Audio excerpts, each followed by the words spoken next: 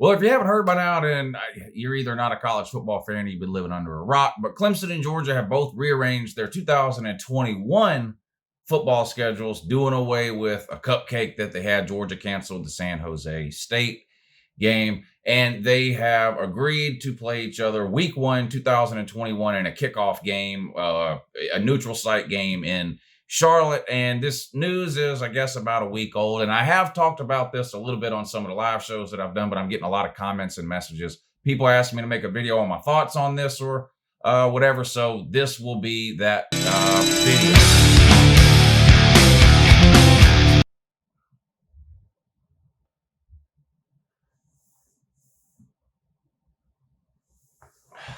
Where were we?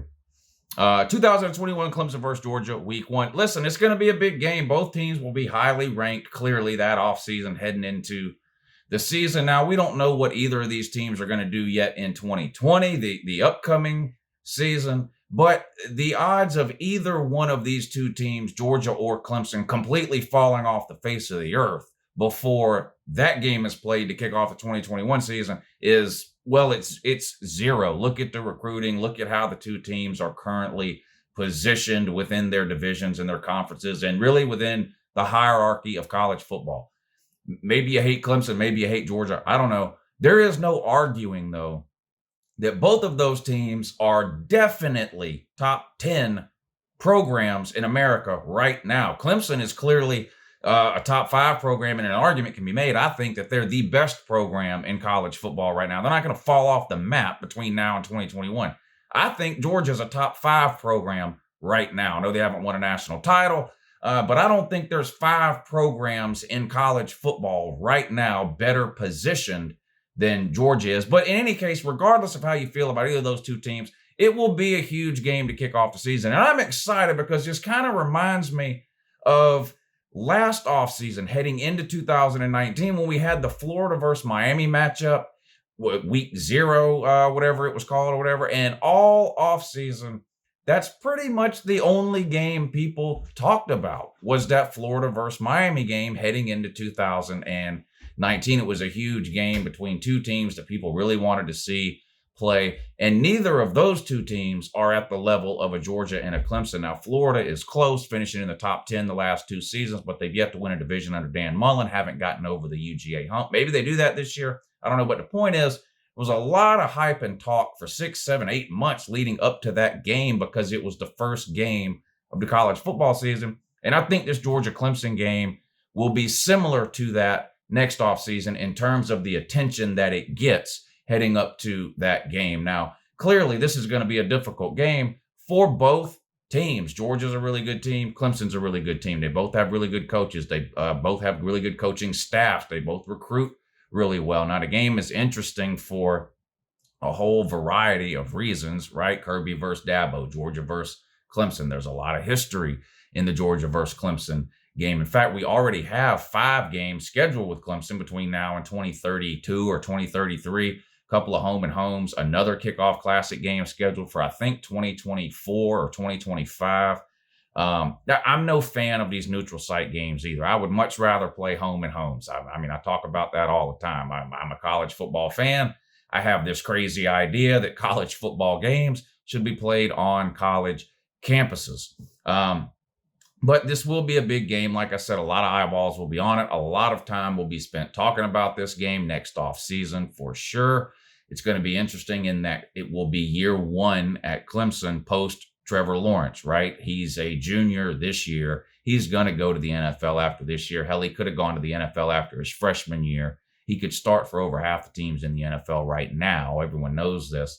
With Georgia, that their quarterback situation heading into 2021 is going to be probably completely up in the air, similar to the way it is this year, right? We got Jamie Newman coming in, but he's a grad transfer. So even if he gets the start, he's a one-and-done guy. So he would be gone for that 2021 game.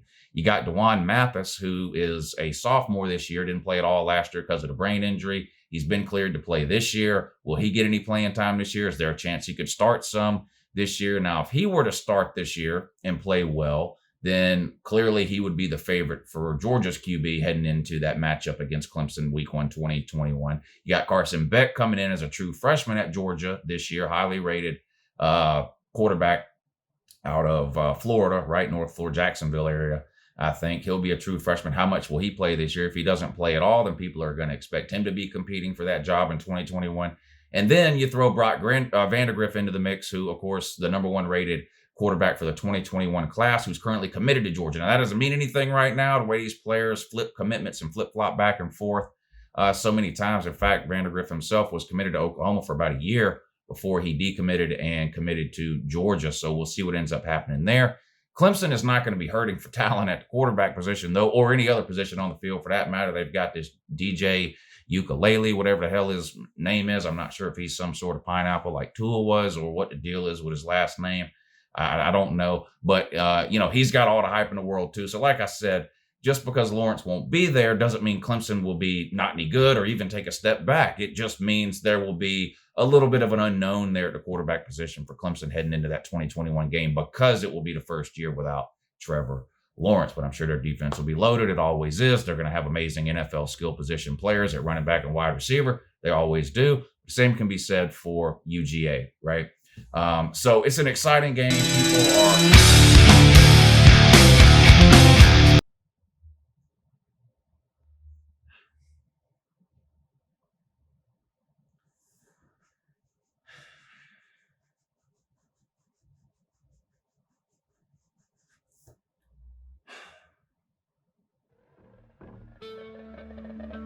Fuck it.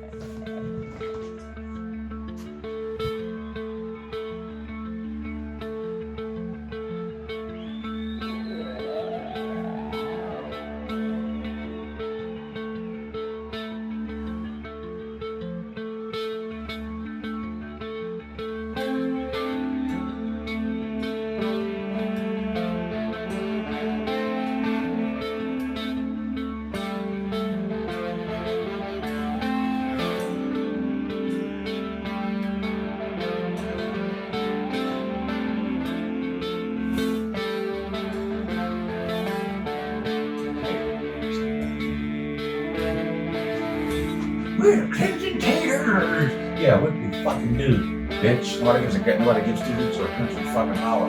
We're the Clemson fucking Tigers! I promise you, I swear to God, no one gives an absolute fuck that you're the Clemson fucking Tigers.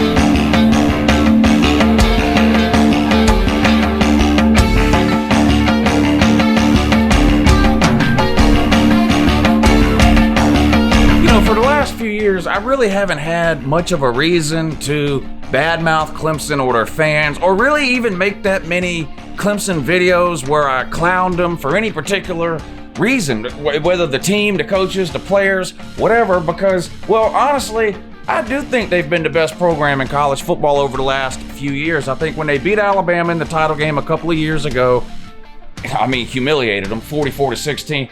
To me, that put Clemson ahead of Alabama. And Alabama is clearly, no one feels sorry for them either. They're loaded they're a favorite to win it all every single year. But listen, Clemson's made the playoffs every year. Alabama didn't make it last year. Alabama's only won their division once in the last 3 years, right? One national title in the last 3 years. Clemson's got more national titles, more division titles, and more conference titles in the last 3-4 years than Alabama does. They're the best team. They're the best program in college football right now. But you dumb motherfuckers haven't had to play Georgia in that run either. And let's just be real about it, okay? Georgia and Clemson have been playing forever, okay? We've been playing since Jimmy originally cracked corn, and it hasn't mattered. Okay? It hasn't mattered what decade we played Clemson in, what era we played them in, who the coaches were for either team, where the game has been played, black and white TV, color TV, HD TV. It hasn't mattered. Georgia has owned Clemson like a rented. I mean, you're like rental property. You're like Clemson is like the University of Georgia rental property. We have absolutely owned you over the course of football history. Okay, Clemson would have to beat Georgia 24 years in a row just to tie the series, just to tie it up, just to make it even. Okay, 42-18. That's Georgia's record against the Taters. 42-18. Oh, all them games in the past don't matter. Lou, fine, we played you twice. 4 times. We've played you 4 times this century, 3-1 against you. We just own you, period. We beat the hell out of Deshaun Watson and his when he was at Clemson. I mean, like I said, it hasn't mattered. Heisman Trophy winning QBs, loaded teams, terrible teams, Georgia good, Georgia bad. It hasn't mattered. We have beat you time and time and time and time and time and time and time and time and time and time and time and time and time and time and time again. You're Georgia's doormat. Okay? Clemson's been on a pretty good run. That's great. Okay? But you fans need to take a step back. Okay, but in Clemson's history, they've basically had 2 times where they ascended to the top of the college football world. 2 different periods of time, right? The current period that we're in now, going back 3-4 years, whatever it was, back to Deshaun Watson's last year when they won it all, right? Up until present day. I mean, they made the Natty game again this past year. Got your shit pushed down, but you did make the Natty game. And then all the way back in the early 80s, was it 81? I think it was 81 when you won the Natty. Might have been 82. I think it was 81. Those are the two eras of Clemson football, the golden eras of Clemson football. In both of those eras, you were caught cheating. That's not an opinion. That's not these idiot typer trolls who say, oh, Alabama's buying players. That's why they're so good and have top recruiting classes. They're buying players. This isn't that kind of thing. You were caught cheating both times that your program ascended to the top of the college football world. The early 80s, you were caught buying players, giving them cars, all kinds of stuff. This is, like I said, this isn't conspiracy theories, rumors. This isn't internet message board, anonymous sources stuff. You were busted by the NCAA. You then admitted to it and took your punishment. Bowl bans, lost scholarships, all that kind of stuff. You admitted to it. You took your punishment. Go back a couple of years ago. You're getting ready to go into the playoffs. What happens? NCAA comes in and tests you, and guess what? You got players that's juicing up. Stay out of the comment section about how Osterine or Joel Osteen, that crooked-ass preacher, whatever it was y'all were injecting, it's not a steroid, Lou. It's a performance-enhancing drug. That drug is banned by every sporting agency on planet Earth. China and Russia won't even inject their athletes with that stuff. That's how banned that Osterine crap is. And 3 players and they didn't even play in the playoffs. They play it all during the season, which is what got you to the playoffs. You got caught cheating again. Only 3 players, Lou. Yeah, only 20 were tested. Okay? There's 85 scholarship players and about 100 on the team if you include walk-ons and such. Okay? Now, I'm not a scientist, but if you test 20 players and 3 come up positive for cheating, simple math and some common sense tells you that if only 20 players are tested and 3 of them come up positive, it's a lot more than 3 players on that team that was juicing up. You got caught. You admitted it. You sat the players out. In fact, you sat them out not just for the playoffs, but for the entire next season. Why? You got caught cheating. So, you guys get mad when people point that out. Then you turn around and clown Southern Cal for what they did in the mid-2000s. You turn around and clown Ole Miss for what they did buying players 4 and 5 years ago under Hugh Freeze, right? Right. You clown Florida State for the constantly because they're in your conference and they used to be good. Not anymore. But they used to be good, and it used to be like Clemson, Florida State, who's going to win the ACC, so the rivalry developed there. And y'all clown them nonstop about Jameis Winston and how Florida State was sweeping stuff under the rug, and they never once got caught or busted by the NCAA for any type of cheating. You did! You did! I don't understand why you guys have to make all these excuses. This is how I know it really bothers you. Because you do spend so much time trying to defend it, trying to justify it. The whataboutism, right? Oh, yeah, well what about this? What about that team this? And then the Clemson Tater wanted, well, Georgia's players were smoking weed. Who gives a hell? Nobody cares about weed. What are you talking about, weed? It's 2020. Oh, my God. Georgia's got some players in the year 2020, college-age kids who were smoking weed. Mind blown. You people must have been living under a rock. Howard's Rock. Oh, can we talk about Howard's Rock? This dried up ass pebble. There's nothing special about rubbing that damn rock. Nothing at all. Nothing. Y'all in the locker room rubbing each other's buttholes. You better off to get something to come out of that than you are that rock. Let's just be real. Clemson. Wasn't it Clemson that the player got caught with his fist up the South Carolina player's asshole in a pile one time on what are y'all doing up there, the Taters? Clemson. Auburn with a lake. Congratulations. We beat SEC teams. Yeah. Congrats on beating Texas A&M and South Carolina. Whippity-doo! No one really cares. Listen, Clemson. This is how I know it bothers you. You spend way too much time trying to defend the Osterine thing. And then the poster boy for Clemson football on YouTube. This Uncle Lou Shadow.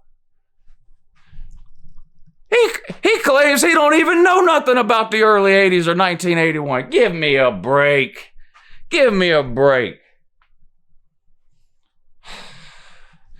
Damn, Pete. A 2015 fan? Really, buddy? I'm disappointed. Take those sunglasses off, too. Jesus Christ, you could at least have the decency to ask Uncle Lou permission before you just straight up rip off everything I do. My God, man. I still like you to watch all your videos, though. Back to business.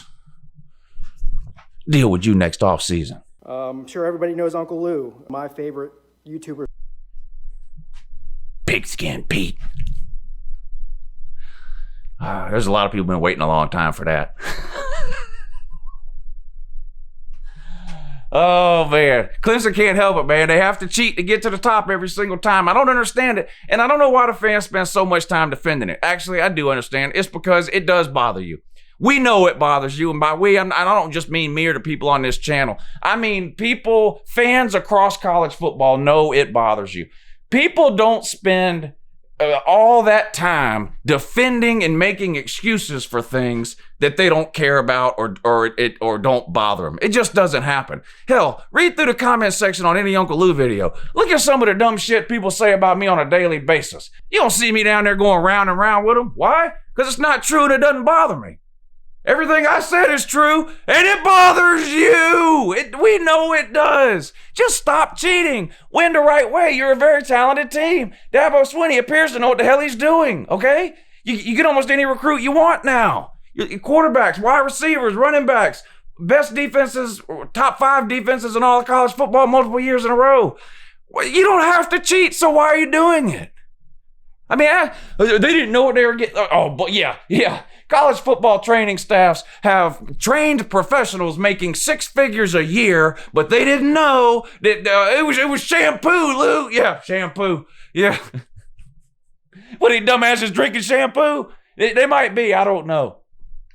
But anyway, Georgia owns you. Well, I mean, we'll beat you in 2021. You know we will. You know we will. We'll beat you, Charlotte. Well, neutral site, Clemson, Death Valley, or Athens. Hell, we could play you in a Big Lots parking lot. We could play you on the dark side of the moon. It really wouldn't matter. 42-18. Okay, that's Georgia's record against Clemson all time. That's pitiful and sad. It's pathetic. It's piss poor. For whatever reason, Georgia just has the Tater number. That's not going to change just because the calendar flips to 2021. And you know what? The news goes from bad to worse for the Tater, because look what I'm about to tell you now. Guess what? You're in the ACC again this year. Guess what that means? Cruising on into the playoffs. Guess who'll be there waiting for you this year? Georgia! So how's it going to feel, Clemson, to take your last loss of the 2020 season to my Georgia Bulldogs and your first loss of 2021 to my Georgia Bulldogs? Huh? Type about it. You got a year and a half till the 2021 game. That's a long time to prepare. We're just fans, Lou. Why do we need to prepare? You need to prepare if you're going to be around this channel. Prepare for what? Prepare to come get you some, bitch!